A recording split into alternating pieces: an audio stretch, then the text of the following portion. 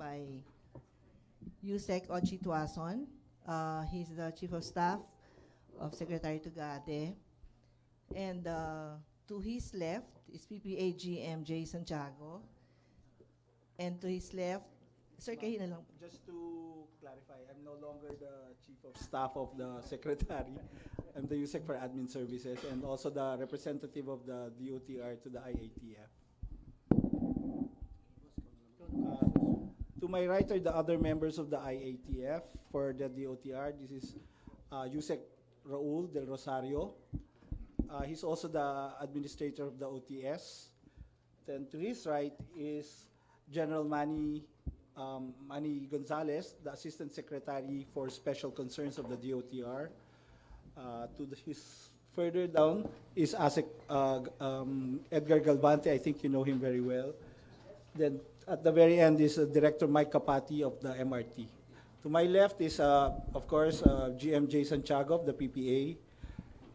ASEC Amard Ehe of our project implementation of the DOTR, and DDG, Deputy Director General Don Mendoza of the CAAP. Thank you. Before we start the actual press con, we would like to ask that you listen. The Secretary has a message for all of you to start off this press con. Magandang hapon po sa inyong lahat.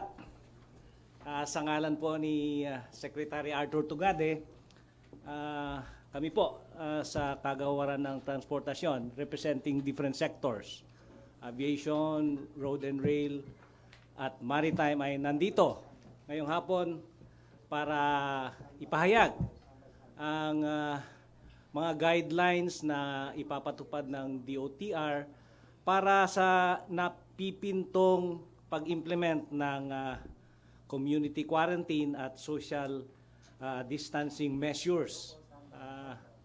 Asahan po ninyo na yung mga guidelines na ito ay maaaring magdulot ng inconvenience sa ating mga mamamayan. Pero tandaan natin na ginagawa natin ito para labanan yung coronavirus, para matigil ang pagkalat ng coronavirus, para na rin sa kapakanan ng nakararami, ika nga. At nais ko pong ipahayag sa inyo ang mensahe ng ating Secretary Tugade mismo, sa kanya galing ito, and I quote, "We all have to bear the burden and sacrifices for the common good and our nation's interest. These protocols are temporary. The deeper we cooperate, the faster we shall overcome." Yan po ang gustong ipahayag ng ating butihing Secretary. With that, I think we are ready to take questions.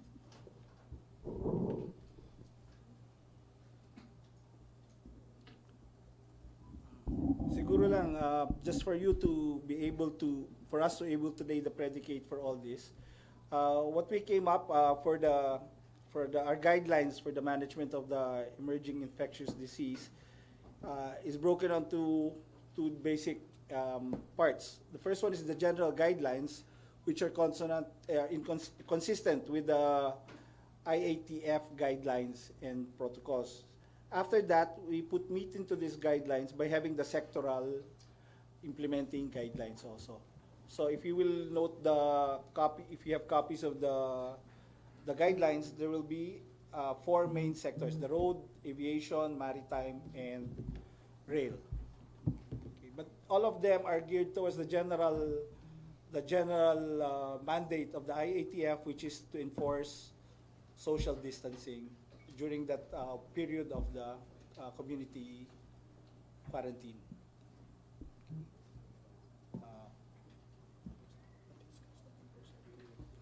If you'd like, so that we can also help you formulate your questions, I will ask each of the sectors to discuss with you the mandates that they have, the protocols that they have implemented as far as their sector is concerned.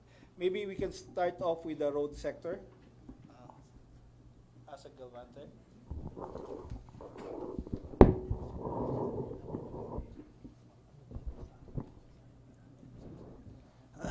Good afternoon, ladies and gentlemen. Under the road sector, we formulated some provisions that would help control the spread of the virus. And as stated a while ago, this might be a little, might cause discomfort, but however, we should be focused on the more primordial concern, that is to help stop spread the virus.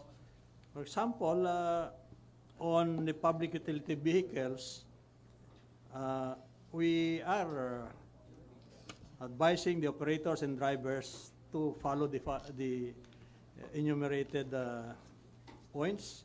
For taxis, Transportation Network Vehicle Services, or TNVS, including accredited airport taxis, there should not be more than 4 passengers, including driver, and they should be at least 1 seat apart, distance between the passengers.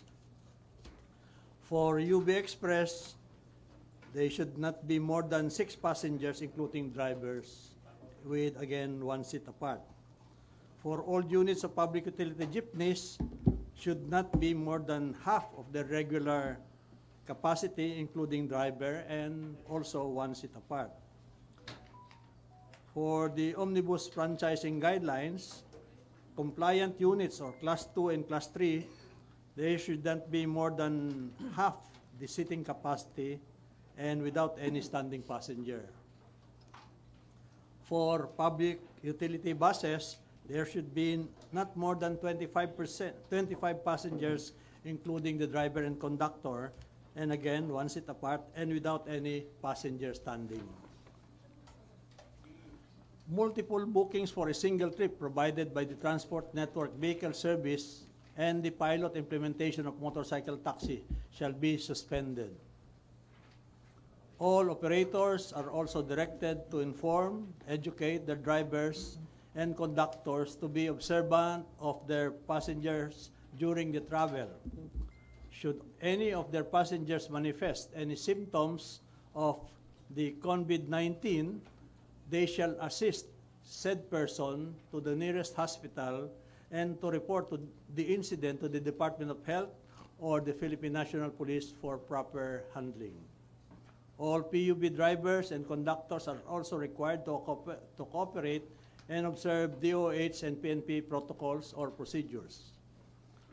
All terminal operators shall not allow any person to enter their terminal premises if said person manifests any of the symptoms for COVID-19, such as those with 38 degrees centigrade or higher body temperature, severe coughing, or breathing difficulty. Provincial buses and inter-regional trips of jeepneys and UB Express and to and from Metro Manila shall be terminated on the entry points as identified by the Philippine National Police. For all PUBs entering and exiting Metro Manila, drivers and conductors shall remind all passengers to be ready to present valid company IDs showing their place of work and government-issued ID showing place of residence, pursuant to the Department of Interior Local Government or PNP procedures and protocols at all entries and exit points. All PUB drivers and conductors are also required to cooperate and strictly observe DOH and PNP protocols or procedures. For point-to-point buses from Ninoy Aquino International Airport to Clark International Airport and Sangli Airport, they shall be allowed to operate as scheduled, subject to DOH and PNP protocols and procedures. The following measures, first implemented following the DOH's confirmation of the first local COVID-19 case, shall continue to be implemented. All PUB drivers and conductors to properly wear masks at all times while on duty. All public transport and terminal operators to ensure and maintain proper sanitation and cleanliness of the PUB fleets and their premises on a daily basis, and to provide disinfectants or sanitizers dispensers for free use of passengers. posting of periodic announcements and precautionary measures or reminders in strategic locations that could help prevent transmission of the virus, and all PUB and terminal operators are encouraged to take the measures necessary to reduce the risk of transmission in public transportation. That's for the part of the road sector. Maybe you can, we will just go through the 4 sectors and you can reserve your questions after. Okay, we will now have the rail sector. Good afternoon. For the rail sector, number 1, the trains shall be loaded at reduced capacity to reduce the concentration of passengers per train. Station personnel shall regulate the entry of passengers from station platform to trains. Passenger concentration in station platforms, concourses, and elevators shall be reduced.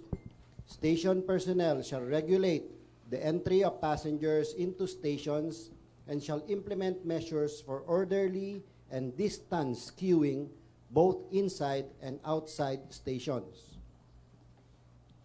Number 3, passengers exhibiting COVID-19 symptoms or that registers 38 degrees centigrade and above body temperature pursuant to DOH guidelines shall be refused entry to stations and trains.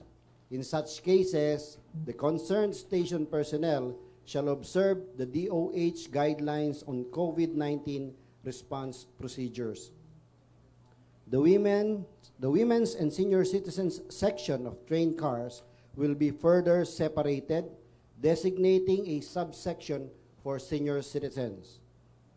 PNR operations from Alabang to Calamba and vice versa shall be suspended during the period of community quarantine. The following measures, first implemented following the DOH confirmation of the first local COVID-19 case, shall continue to be implemented. That is 1, placement in strategic areas of alcohol-based hand sanitizers and ensuring the availability of hand wash soap in all toilets. Disinfection of train interiors in station premises, particularly frequently touched surfaces that are exposed to the public. Trains will be disinfected at least every loop, that is every time a train reaches its end stations. Wearing of appropriate face masks, especially for frontline station and security personnel. Non-contact thermometers will likewise be used to identify and control entry of passengers that will register heightened body temperatures. Station personnel shall observe COVID-19 response standard operating procedures in managing such passengers. The use of TV screens in stations and in trains were available to play materials from DOH, the do's and don'ts on how to reduce the risk of COVID-19 transmission, and print materials from DOH will likewise be posted in stations. Pending posting in strategic locations and periodic announcements of reminders for preventive actions that could help prevent transmission of the virus. And lastly, for rail operators are encouraged to take other measures necessary and desirable to prudently reduce the risk of transmission in our rail lines. Thank you. We will now have the aviation sector presented by Deputy Director General Don Mendoza of CAAP. Thank you, sir, and good afternoon. As directed, all domestic flights will cease operations within the community quarantine area except the following: cargo flights, air ambulance and medical supplies, government military flights, weather mitigation flights, and maintenance and utility flights. In short, there will be no general aviation flights within the community quarantine area during the period. General aviation flights, speaking non-scheduled flights, will be operated in Sangley and an option to operate in Clark. For the incoming international commercial flights. Special airport-to-airport trips arranged by the airlines in coordination with the airport authorities shall be allowed. Passengers may opt to stay in Manila and arrange their own transport within Manila. Airlines to communicate options of travels beyond Manila. CAAP shall endeavor local airlines to operate sweeper flights out of Manila and into other airports. At least 1 meter distance from the other passengers shall be implemented. Areas where queuing take place, such as X-ray area, check-in counters, shall have signages for people to observe proper social distancing, and a video reminder of the same within the airport. And there will be suspension of access passes for visitors. Only passengers and essential personnel shall be allowed entry and exit to the airport terminals. Passengers, employees, and transacting public concentration in screening areas, check-in counters, immigration areas, concourses, elevators, escalators, and access pass control windows shall be regulated for orderly and distance queuing. Thank you. The maritime sector will be discussed by PPA General Manager Jason Chaco. Magandang hapon po sa ating lahat. Para po sa maritime sector, ito po yung mga guidelines na ipatutupad ng Philippine Ports Authority, ng Maritime Industry Authority at ng Philippine Coast Guard. Para sa mga pasahero at other maritime personnel, patuloy po nating palalawigin ang awareness at mga precautionary measures para mapigil ang pag-spread ng COVID-19 sa pamamagitan ng paglalagay ng mga signages, pamimigay ng flyers, ng mga pamphlets, at ang paggamit ng public address system sa mga pantalan at sa mga sasakyang pandagat. Sa mga pantalan po at sa mga sasakyang pandagat, atin pong ipatutupad ang pag-o-observe ng 1 meter social distancing measures sa mga pasahero at mga personnel sa mga pantalan. Mag-i-implement din po tayo ng passenger screening, segregation, and management in accordance with DOH procedures and other DOH-related guidelines.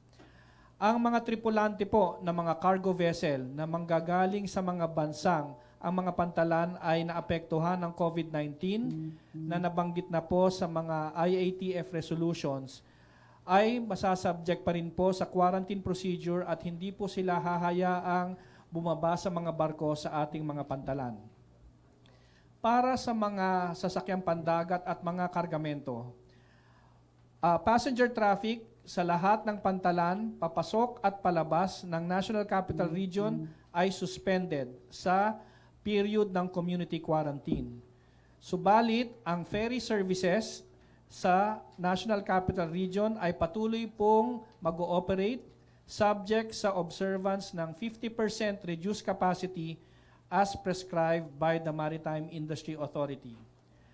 Ang mga barko po na normaling bumabiyahe sa National Capital Region ay iaalaw po na magdaong sa mga pantalan sa labas ng NCR.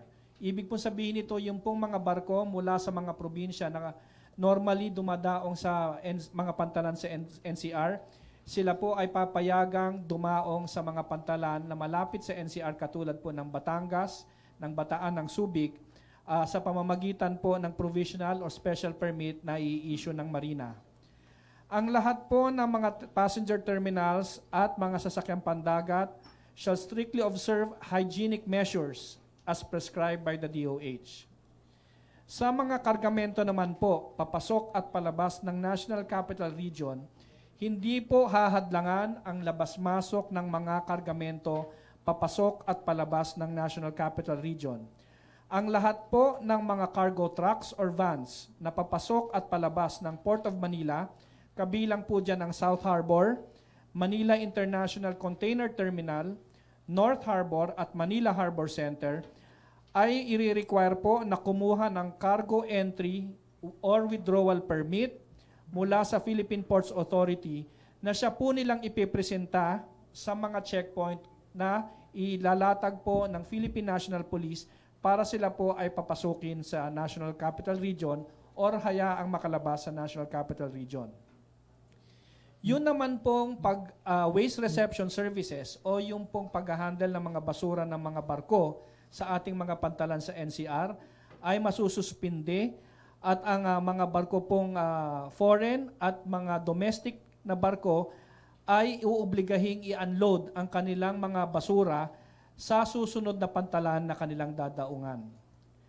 Para sa mga controlled areas naman po, there will be a no-sale policy that will be implemented in all water conveyances carrying passengers calling to and from any ports of Metro Manila, except foreign ships subject to CIQS procedures and domestic cargo, fishing and government vessels subject to health screening pursuant to DOH advisories and guidelines.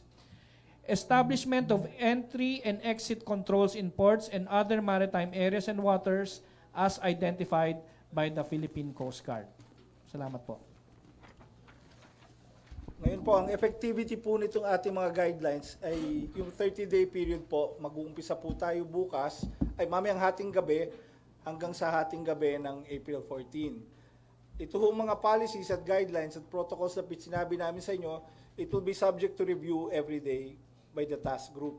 If there is a necessity po na baguhin to or to adjust it para mapaayos po ang takbo ng mga transportasyon natin, we will do that as necessary. Having said that, we'll now open ourselves to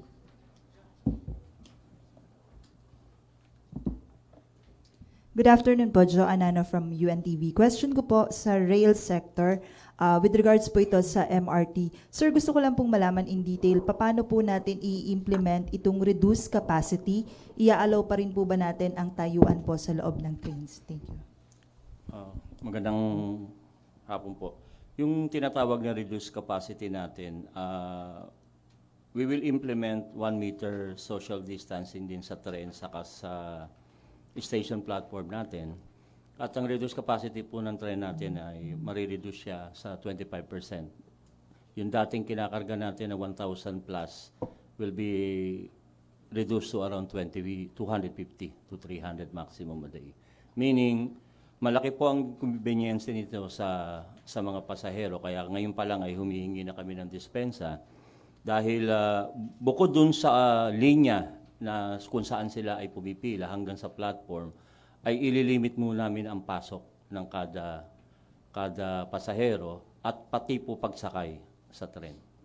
Sir, magkakaroon din po ng curfew po sa Metro Manila, which is 8 p.m. to 5 a.m. Magkakaroon din po ba tayo ng adjustment sa atin pong operating hours? Sa ngayon po, hindi pa namin nakikita magkakaroon ng adjustment considering na marami pong mga workers pa din ang sasakay between 8 to 10 p.m.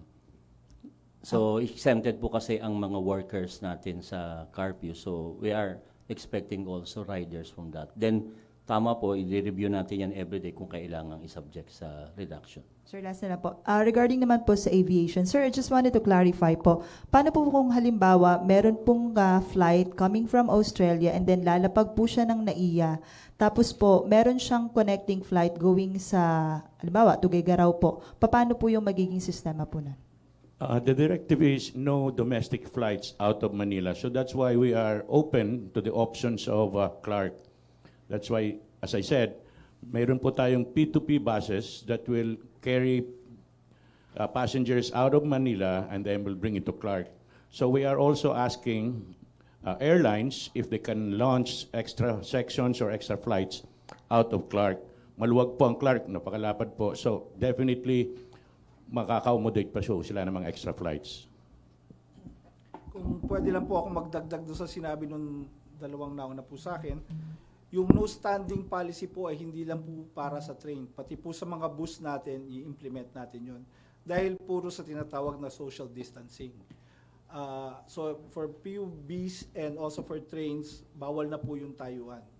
The number of passengers inside will be controlled. Ngayon naman po, nabanggit po ni DDG Don Mendoza, yung tungkol po sa Clark, that is one option. Isa pong option yung Clark. Ngayon po, the other option for us is Sangli Airport na operational na po. Ang limitation lang po ng Sangli Airport is turboprop. So, turboprop flights can be operated out of Sangli. Salamat po.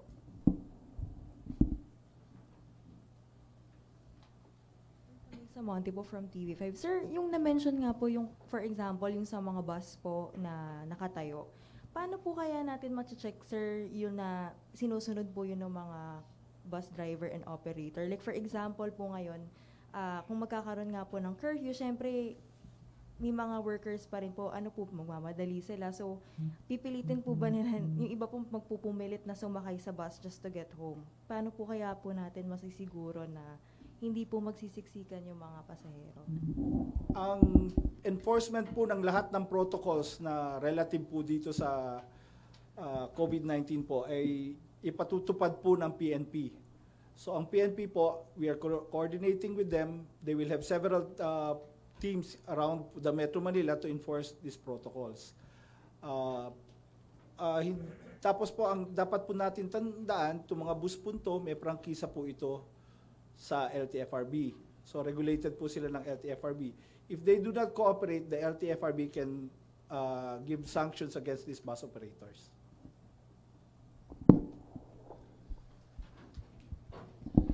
Good afternoon po. I'm Paolo Barcelon po from CNN Philippines. Sir, you mentioned in this copy of the guidelines na provincial buses and interregional trips of jeepneys and UV Express shall be terminated on entry points identified by PNP. Do we have contingency measures to ferry yung mga may iwan po dun sa entry points so that they could enter Metro Manila? And how are these passengers going to be inspected? Because possible po na mag-cause ng traffic jams yan, especially dun sa mga major thoroughfares po natin. Yes sir, meron po tayo niyan. Actually po, nag-meeting na bago this press conference, nag-meeting na po ang ating road sector together with the HPG at saka yung mga operators po ng mga toll roads natin to determine kung saang areas po ilalagay yung mga checkpoints na to. To make sure na there's ample space to accommodate these people.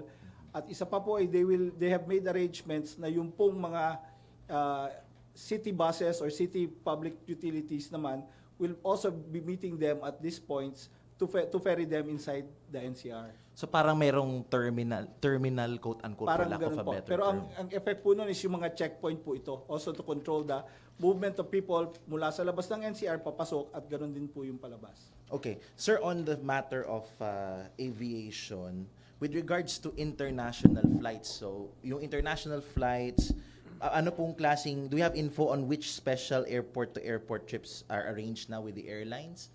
Meron na po ba tayong info dyan? What are airlines saying to you as of the moment? What coordination do we have with them? Wala pa po tayong coordination sa kanila. Although we had an informal meeting kanina with some of the airlines, so we're opening them the option of arranging it by themselves or in coordination rather with the Manila authority, or rather the airport authority. Okay. Just to add, sir, no, yung mga P2P natin from the airports papalabas, ito po yung strictest sense of the P2P.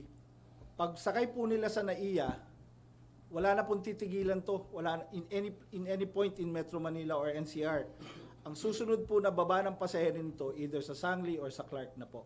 Okay. You mentioned, sir, P2P. Other P2P routes or routes, are these affected also? Let's say Alabang to Greenbelt or yung mga intercity P2P? Will their operations continue as well? Sir, we have to differentiate kung ang area po ay nasa loob ng NCR or sa labas. Pag nasa loob po ng NCR, tuloy lang po ang transportation natin. Wala pong mababago. Subject only to the social distancing protocols. Okay. Ang mababago lang po, ang maapektuhan po ay yung mga provincial natin na papasok sa Metro Manila. Hindi po sila papayagan pumasok sa NCR at the control point. They will have to transfer to a city conveyance. All right, sir. Thank you. And if I may add, sir, yung P2P dito sa airport, pasahero lang po ito nang galing sa aeroplano. Wala na ho iba silang kasama. Puro lang ho pasahero ng aeroplano. Sir, Julie Cabrera Sera po sa GMA-DCWB. Sir, tanong ko lang po yung mga pasahero po ng bus, like, sabi niyo po mga workers lang po sa Metro Manila yung papayagan pumasok. Pero paano po pag may nagpumilit na pumasok, papababain niyo po ba ng bus? Ano po, saan po sila dadalhin? I think po, nasagot po yan ni Secretary Anyo sa isang naunang press ko nila po. If you will note, ma'am, ang magmaman po, ang tatao sa ating mga checkpoint ay ang PNP. Sila po ang in charge ng enforcement. Pag meron pong hindi nag-cooperate, una pakikiusapan sila. Pag hindi ho talaga sila nag-cooperate, aarestuhin po sila. Yun po ang sabi ni Secretary Anyo. Thank you po, sir. Hi sir, good afternoon. Michael Deliso po sa DZMM. Sir, nung mga nakarang araw, marami na yung mga kababayan natin po na dito sa Metro Manila na umuwi po sa mga probinsya bago abutan ng community quarantine. May plano po ba ang DOTR kung halimbawa ako po ay taga-probinsya at wala po akong tirahan dito sa Metro Manila at abutan ako mamaya ng community quarantine? So, makukulong na lang po ba ako dito sa Metro Manila nang wala akong tirahan? Ano kaya yung tugon dito ng gobyerno natin? Kung mapapansin nyo, sir, yung effectivity ng ating community quarantine was announced last Wednesday by the President at ang effectivity po is bukas pa po. May ilang araw binigay po para sa tao nga para wag sila pong maipit or wag mabigla rito. As far as the Department of Transportation is concerned, sir, hindi po namin saklaw yun. Ang saklaw lang namin po yung pamamalakad po ng transportasyon at yung protocols dito sa loob ng NCR. Alright, I understand, sir. Same with the persons po na yung halimbawa po sa naiya kanina, ang dami ng mga taong na-cancel yung flights nila for today, sir. Ibig sabihin, although may ticket sila para ngayong araw, pero na-cancel yung flight nila, ito yung last chance nila para makauwi ng probinsya at mai-stranded na lang sila dito sa Metro Manila. Meron po bang plano doon, sir?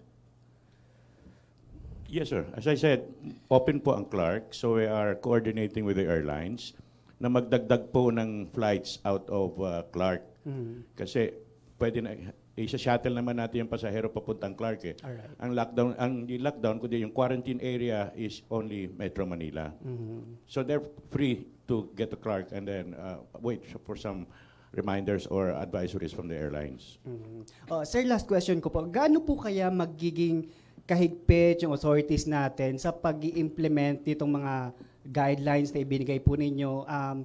Parang ang challenging po kasi nung anong mga mangyayaring para sa mga authorities, no? Ang daming protocols. Gaano po kaya ano yung mandato natin sa kanila? Gaano magiging kahigpit po yung pagpapatupad nito? Sir, kung sa tanong mo kung gaano kami kaseryoso, sir, seryoso po kami. Hindi po biro itong COVID-19 na to. Malaki po talagang threat sa buhay ng tao to. Kaya yung mga ginawa po namin protocols, talaga pong paninindigan namin na ipatupad po ito sa lahat. Katulad mo nang nasabi kanina, katulong namin sa enforcement po ang PFP. Ang presidente po ay also sinama na po sa enforcement ang AFP. So katuwang po namin itong mga uniform service natin na tinatawag para i-enforce to. Bukod po rito, ang DOTR may yung tinatawag na AYAC na isasama rin namin sa pag-enforce. At saka sir, nandun pa rin po yung mga enforcers natin ng LTO and LTFRB. Good afternoon, sir. Mike Guyagoy from DZXL. Kay Asik Galvante, sir, paano ho natin mababantayan yung ilang mga drivers natin, PUV drivers? Dahil ngayon pa lamang may mga reports na ginagawang dahilan yung pag-iral na itong community quarantine upang sa hindi sila makapunta, makapaghatid ng mga pasahero at nakikipagkontrata ng mataas na singil dahil lamang dito sa COVID-19. Ano po ang mapapagtiyak natin na ito ay mababantayan yung ganitong gawain? Again, nakadeploy ang ating enforcers at katulong dito ang PNP na deputized. At kung sa pamantayan naman ang tungkol sa prangkisa at tungkol sa restriction sa lisensya, sa rehistro, ipatutupad din natin to. In fact, whether there is quarantine or not. No? Kaya kung sila'y makikipagsapalaran ng ganon, mawalang galang na, maaaring they would suffer further inconvenience sa kanilang yung pag-enjoy ng pribilehyo. Halimbawa, katulad nitong lumabas na yung listahan ng mga ang dami-dami pala nilang violation at binabaliwala nila, in-evaluate yan ng LTO at in fact nagpatupad na ng pagsuspindi ng mga lisensya. Kung saan, kung nakitang meron kang meron kang 3 o higit pa within the year ng same violation, suspended ng 3 months yung lisensya. Ngayon, kung more than that ang violation, evaluatein pa ito kung ano pang maidadagdag.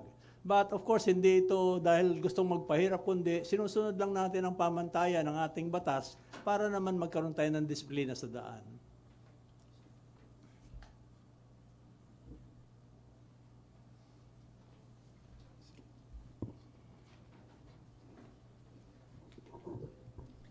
Sir, question po. Parang hindi po nabanggit dito yung regarding po sa motorcycle taxis. Meron din po ba tayong Meron po, guidelines? nasa pahina. Okay po. Sige pa, Asek. Ano na lang po yung magiging sanction po natin kung sakasakali po na meron pong mga lalabag, hindi susunod, lalong-lalo na po dun sa mga jeepneys, sa mga bus, kasi po, alam naman natin, medyo marami po sila at alam niyo naman, medyo mga pasaway din po yung iba. Again, ito yung kautusan po rito, hindi po, hindi, kumbaga, hindi sasabing hindi tayo serious pagpatupad. Kaya, una, yung pakiusap na kayo sumunod, pero kung mag-i-insist po sila na hindi sila susunod sa pakiusap, aarestuhin po sila.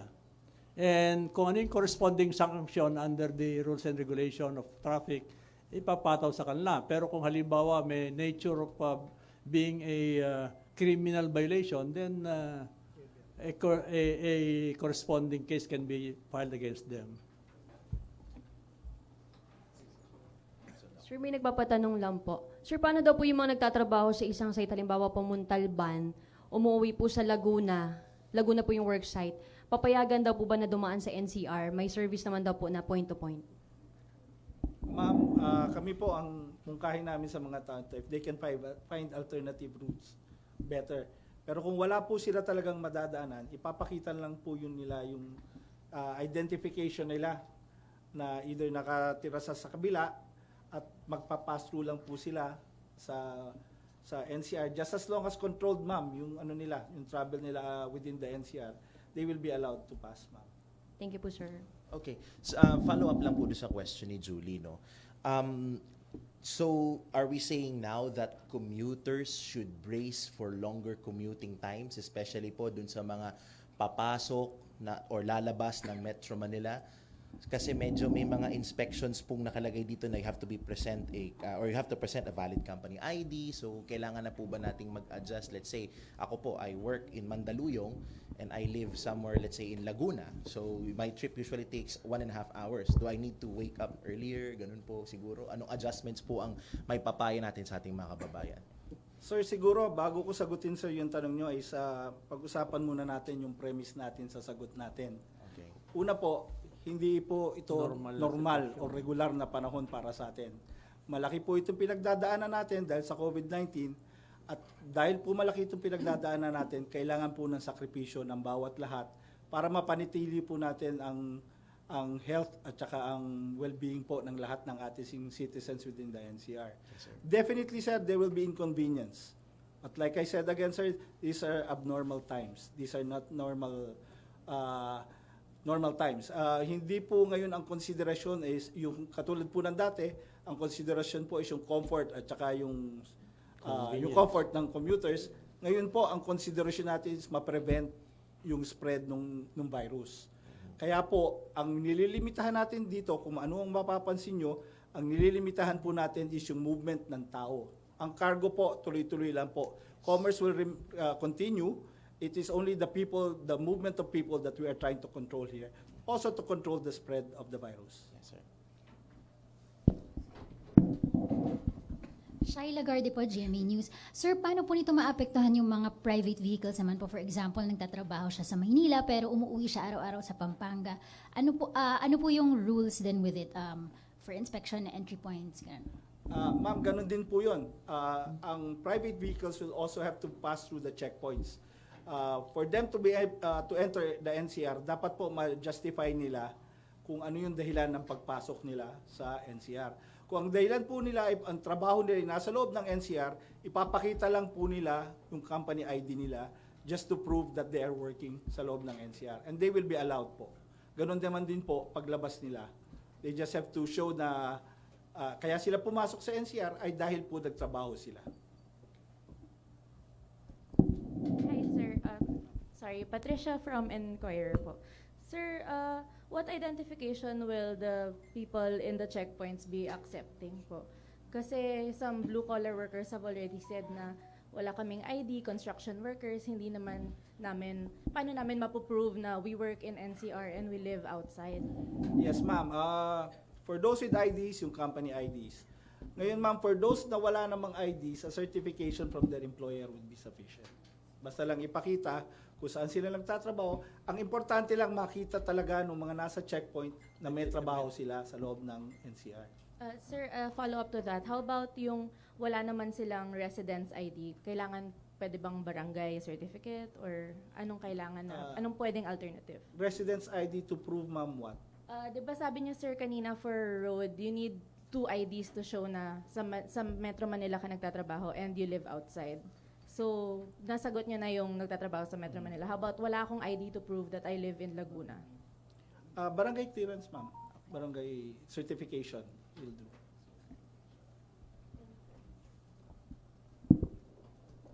Any more questions? Questions pa? Ikaw? No more? Naliwanagan po ba tayo? Lalong naguluhan. Okay na sila, sir. Okay, pasalamat po kami lahat sa inyo. Sir, may sasabihin lang po. Maidagdag ko lang, bakit importante yung ID tsaka yung address. Kasi kung hindi naman hinihingi ng pagkakataon, nagkaroon ng contact with somebody contaminated, kailangan doon sa contact tracing, no? Kaya importante ring malaman yung address, no? Hindi ito para alamin kung sinong maharas o mabubuli or whatever, but rather importante kung sakaling na-identify na nagkaroon siya ng some contact with afflicted with the virus, importanteng matrace din siya para mabigyan ng lunas yung kanyang maaring sakitin because of the contact. Kaya importante yung ID na nagsasabing kung saan nakatira, saan siya makokontak. Maraming salamat po. Gusto ko lang pong idagdag na ito ay hindi lang po sa Pilipinas. Globally, ganito po ang na-encounter natin. Ito ay isang pandemic. At nabalitaan natin, nakita natin kung gaano kadami ang namamatay, gaano kadami ang nawawalan ng trabaho, etc. Kaya napakahalaga na tulong-tulong tayo bilang isang mamamayan. Hindi ho pwedeng DOTR lang, PNP lang, ang IATF lang ang kabilang dito. Napakahalaga po ng partisipasyon ng publiko. Sabi nga po ng ating kalihim, kailangan natin magsakripisyo para sa ikabubuti ng nakararami. In addition, expected na po namin sa MRT na talagang bababa ang aming serbisyo in terms of transporting workers. So nag-a-appeal din kami sa private sector if they can adjust, do flexible work, flexi time, etc. para hindi na mag-congest during peak hours sa mga tao. So we're appealing also sa private. It's not only the government who should do that. If you will notice, talagang magkakaroon ng inconveniences. But like I said kanina, these are abnormal times which requires abnormal protocols. So, yun din po, katulad po ng sinabi ni Director Mike, maari pong hindi rin maging ganun kaano yung epekto sa transportasyon kasi marami pong mag-employ ng alternative work arrangements po, yung work from home, yung flexi time. So the number of the commuting passengers will also, I think, go down. People are being encouraged to stay home rather than be out. Tapos po, I think nasabi po kanina ng MMDA, sarado po yung mga malls, sarado yung mga cinema. So talaga po ang magko-commute na lang is yung may kailangan gawin at may trabaho. May dagdag lang po. Ang guidelines po na aming inilabas ay pinagtugma-tugma at pinagsama-sama po ang mga konsepto galing sa iba't ibang sektor sa tagubilin po ni Secretary Arthur Tugade, at ito po ay pinag-isipan mabuti, hindi para magbigay ng inconvenience sa mga ating mga commuters, kundi para po sa kaligtasan ng lahat. Ito po ay para sa ikabubuti ng mas nakararami upang masugpo po natin ang kumakalat na virus. Sana po maintindihan po ng lahat sa kabila sa pangalan po ng Department of Transportation, sana maintindihan lahat na ang ginagawa po namin ay para sa mamamayang Pilipino. Okay, if there's no more questions, maraming salamat sa ating mga friends from the press. Since sinabi po ng ating mga officials kanina that these are general guidelines which will be monitored every day. So we suggest that you monitor also yung mga social media sites ng mga ahensyang under the DOTR and the DOTR for any subsequent advisories or amendments to these general guidelines.